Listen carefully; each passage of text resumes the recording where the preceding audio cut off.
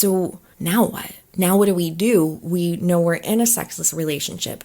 We know why we are. We can feel the results of it. But now what do we do? Like what the fuck do you do when you're not getting fucked?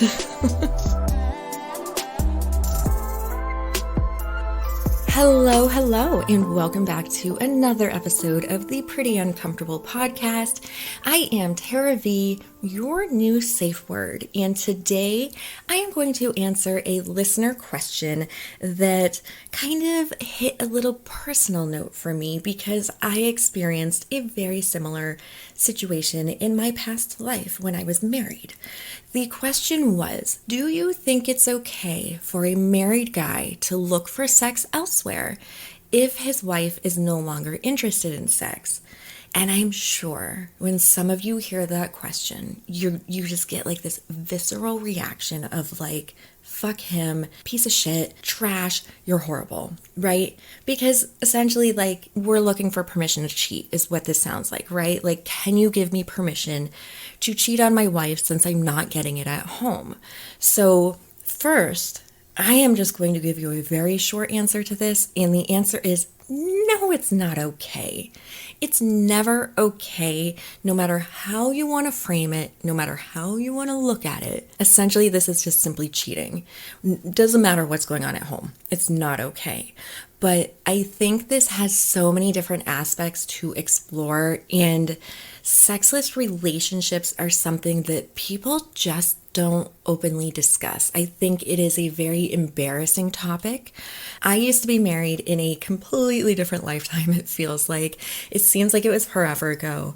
And I was in an incredibly sexless marriage, which is embarrassing to admit for many reasons. I think, there's feelings of inadequacy if you're in a relationship and there's no sex. Like, right? What is wrong with me?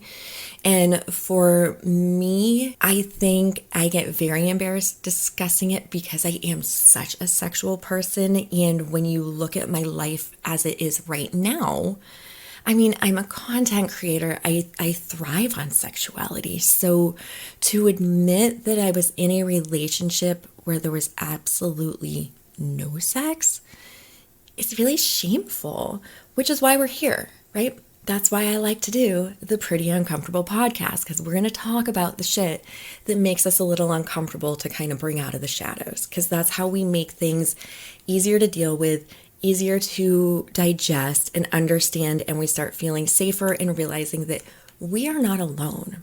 This is a very common problem.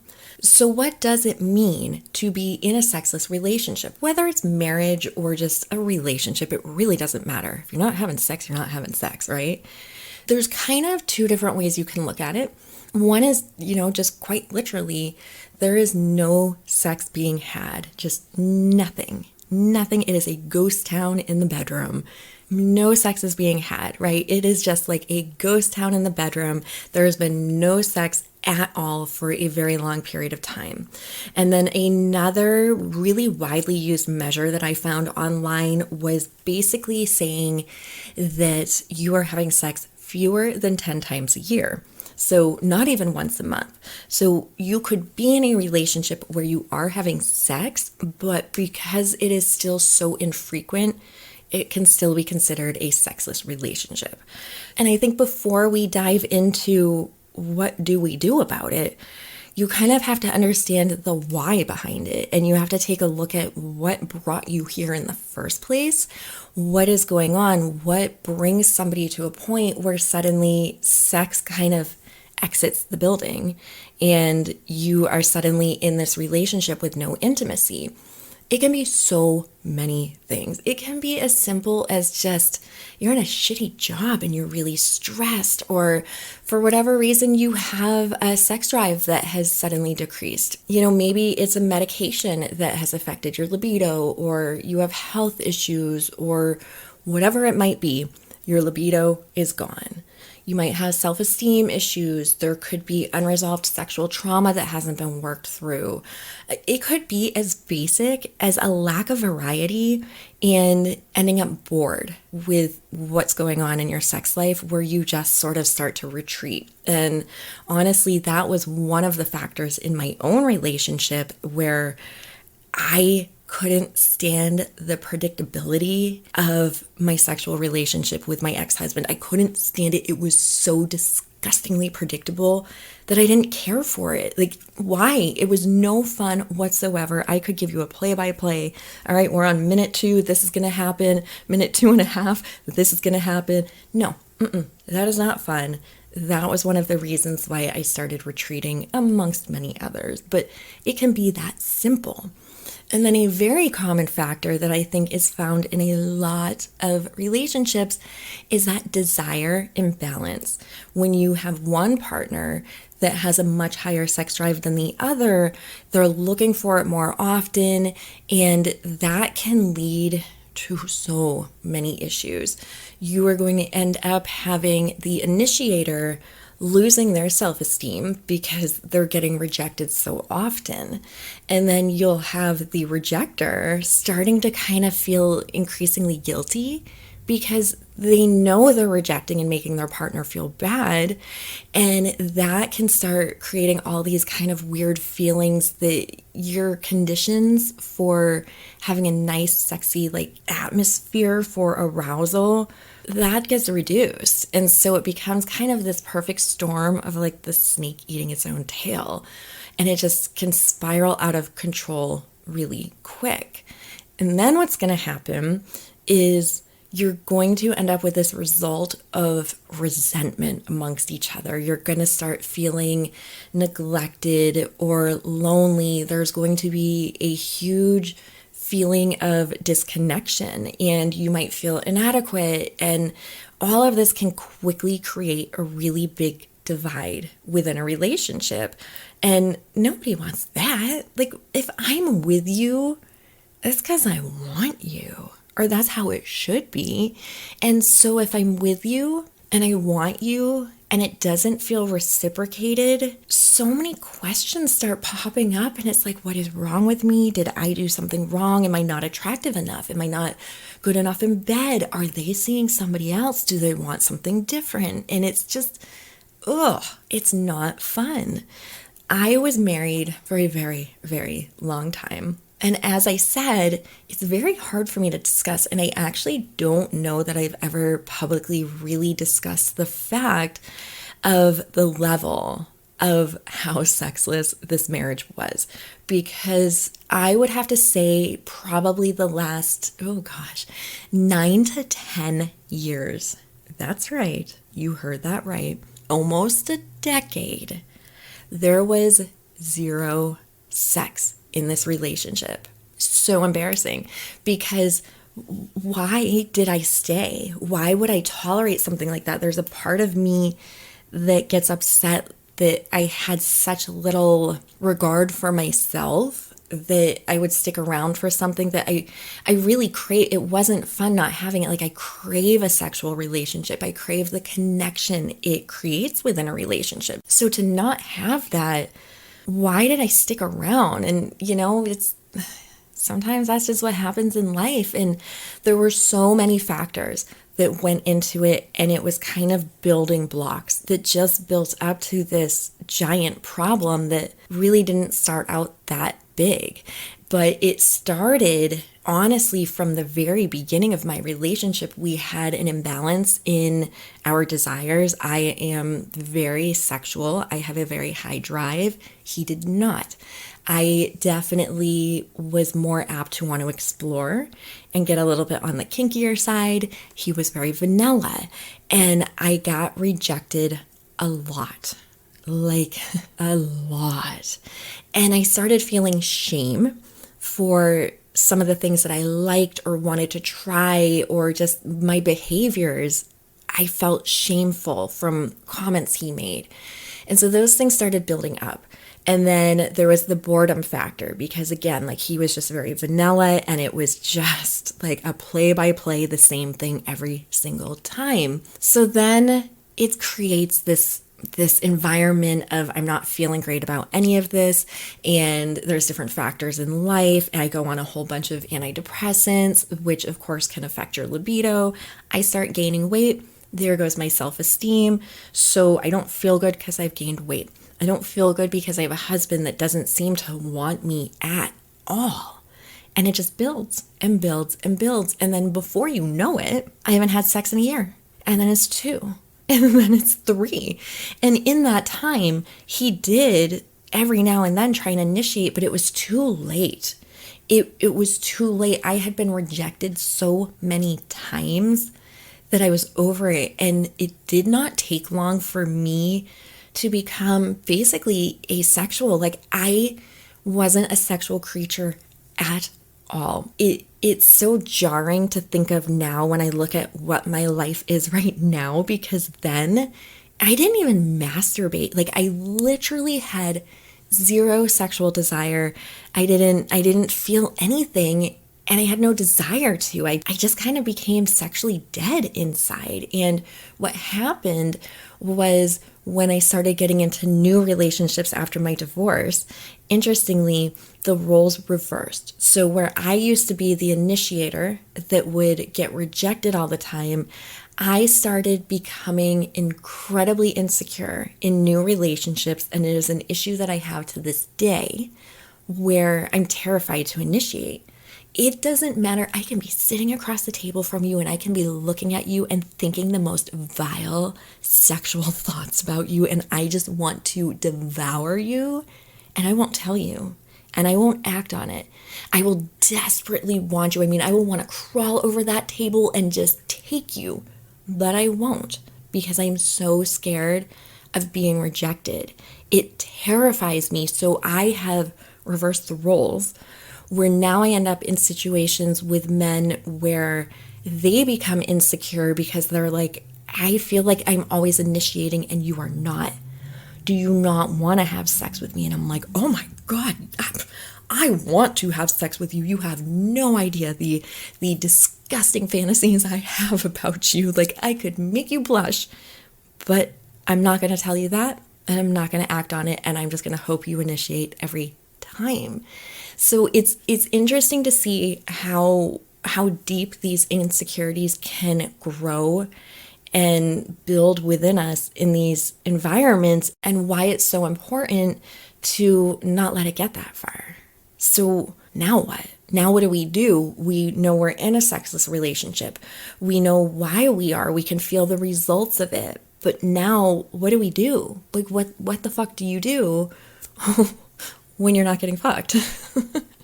So first off, to circle back to the question, is it okay to cheat if you're not getting it from your partner? No, it is absolutely not. So if you were looking for a permission slip, you don't get one from me. Got it? There's no permission slips for this.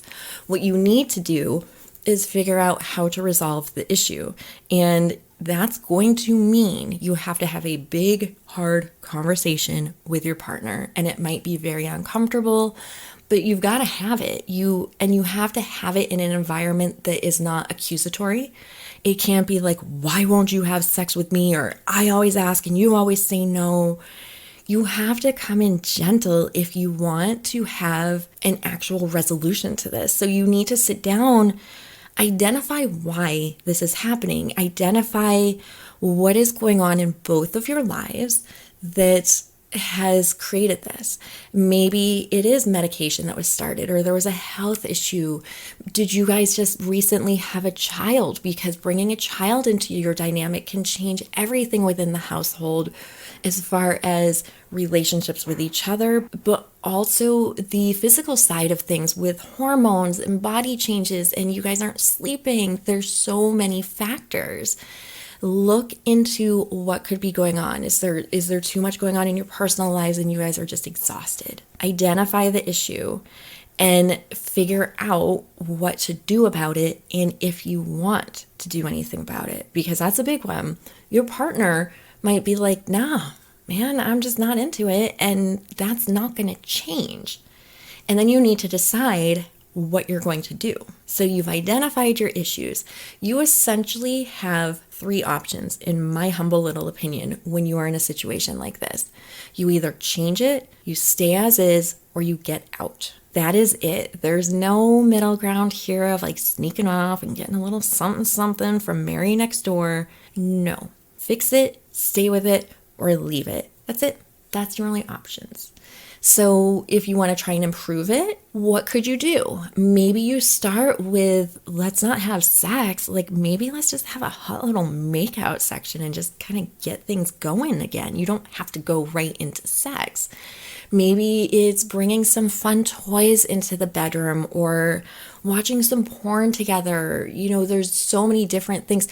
Go on a date night. So many people forget to just continue to date their partner. We get comfortable and we fall into a routine. When I was married, I used to always say, you need to act like you are still dating me. Never stop dating me. And he couldn't get it. What that means is basically like, don't get so comfortable that you take your partner for granted, right? Don't get to that comfort level. I used to constantly say like, close the fucking bathroom door. I don't need to know what the hell you're doing in there. I don't want to see it. I don't want to hear it. Do not talk to me while you're on the goddamn toilet. It is not that hard. And let me tell you something. If that is something that bothers you, that will trickle into the bedroom. Things like that, simple things like that can trickle into the bedroom and cause problems. So date your partner. Remember to constantly try and like impress them and woo them and make them feel good. That can start bringing back that sexual dynamic again when you start feeling like sexy and desired and wanted. There's just a lot of little things you can do that aren't just straight up diving into bed in order to get your sex life back. And it's important to remember, if you have been sexless, you're wishing for too much if you think you're going to have a conversation and then 10 minutes later you're in bed banging, because the likelihood is that's not going to happen. This is going to be a slow process, but if you do this right and you work with each other, you can get it back. But if you decide that it's not going to improve, but your love for each other is so strong that you do make the decision to stay as is, you then have to have that conversation. So, okay, you want to go have sex elsewhere? Sit down, have a real long conversation. This is going to be a lot of real long conversations, and maybe discuss the idea of opening your relationship up. Maybe you start looking into the idea of ethical non-monogamy. There are so many podcasts and books and articles you can read about this that could be exactly what your relationship needs, but it has to be done in a structured form. You have to have clear, concrete rules. You can't just say, well, I'm not getting it here, so I'm going to go get it there. This has to be something that is decided amongst the both of you. And then your other option is, it's not going to improve. Staying the same sounds horrible. You have to leave. I hate to say it sounds so but sometimes love isn't enough, you guys. You can love your partner, but if you are not getting what you need within that relationship, love isn't enough to stay. You still have to be happy, and you can love a person and still need to go elsewhere and leave them in order to get what you need. And that's shitty and it sucks, and nobody really talks about that side of life. You know, you think you love somebody and that's all it takes and that's going to fix everything. But no, love is not everything. Love does not conquer all. If you're not happy and nobody's willing to make the changes, you've got to go. So those are your options. Again, I am not giving you permission to cheat. You can't do it. It's never, ever, ever okay. And if you're in anything that's not satisfying, change it, stay in it, or get out. That's it. That's all I got for you. So whoever asked me that question, you can't go get it elsewhere, okay? Talk to your partner. Talk to her. Tell her how you feel, and then go from there. And that's your advice from Tera. That's all I got for you. If anybody else has any questions and you would like me to respond to them and maybe have an episode on something, feel free to reach out to me. The link is always in my show notes where you can send me anonymous questions. And then, of course, you can always find me on Instagram at Pretty Uncomfortable Podcast. And you can also find all of my links on prettyuncomfortable.com, including my YouTube, which I am slowly, pitifully trying to grow. So come be my friend on YouTube. And you know I love to beg and plead for you to feed my little praise kink and have you leave me a review, please. If you gave me 5 stars, it would just make me feel so good. I would fall asleep tonight with a big smile on my face thinking they love me. Oh, they really love me. So let me go to sleep with that thought, okay? I love you guys, as always, and get the fuck out there, be super fucking weird, and I will see you guys next week.